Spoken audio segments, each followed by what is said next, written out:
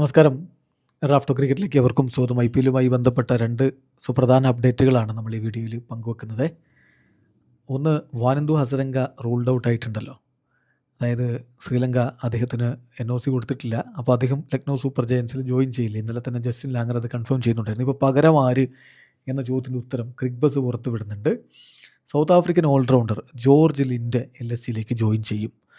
അവരുടെ റിപ്പോർട്ട് ഇങ്ങനെയാണ്: Cricbuzz can confirm that the South African allrounder will replace Wanindu Hasaranga for the remainder of IPL 2026. George Linde to join LSG.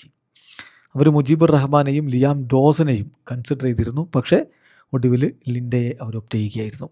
ഇനി CSKയുടെ കാര്യത്തിൽ നാളെ അവർ DC-ക്കെതിരെ കളിക്കുന്നുണ്ട്. അതിനിർണായകമായ പോരാട്ടമാണ്. തുടക്കത്തിലെ 3 മത്സരങ്ങളും പരാജയപ്പെട്ടു നിൽക്കുന്ന CSKക്ക് സ്വന്തം മൈതാനത്ത് നാളത്തെ കളി വിജയിക്കുക എന്നുള്ളത് അത്യധികം ആവശ്യമായിട്ടുള്ള കാര്യമാണ്. അപ്പോൾ ഈ കളിക്ക് അവരുടെ സൂപ്പർ താരം ഡേവൽ ഡി ബ്രവിസ് മടങ്ങിയെത്തിയേക്കുമെന്ന് റിപ്പോർട്ട് ചെയ്യുന്നത് റെവ് സ്പോർട്സ് ആണ്. റെവ് സ്പോർട്സിൻ്റെ report: Dewald de Brevis is likely to be back for CSK for their game against DC tomorrow. നാളത്തെ മത്സരത്തിന്, DC-ക്കെതിരെയുള്ള മത്സരത്തിന് ഡേവൽ ഡി ബ്രവിസ് മടങ്ങിയെത്തിയേക്കും.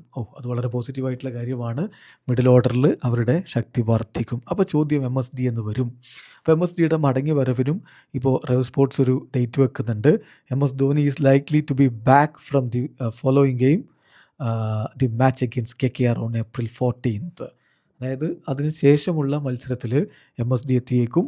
April 14 KKR-നെതിരെ കളിക്കാൻ അദ്ദേഹം ഉണ്ടായേക്കും എന്നുള്ളതാണ് ഇപ്പോൾ റെവ് സ്പോർട്സിൻ്റെ റിപ്പോർട്ട്. കാത്തിരിക്കാം ബ്രവിസും MSDയും ഒക്കെ മടങ്ങിയെത്തി പൂർണ്ണ കരുത്തോടെ CSK കളിക്കുന്നത് കാണാൻ വേണ്ടി. വീഡിയോ അവസാനിക്കുന്നു. ക്രിക്കറ്റ് ലോകത്ത് കൂടുതൽ വിശേഷങ്ങളുമായി റാഫ്റ്റോക്സിൽ എത്താം.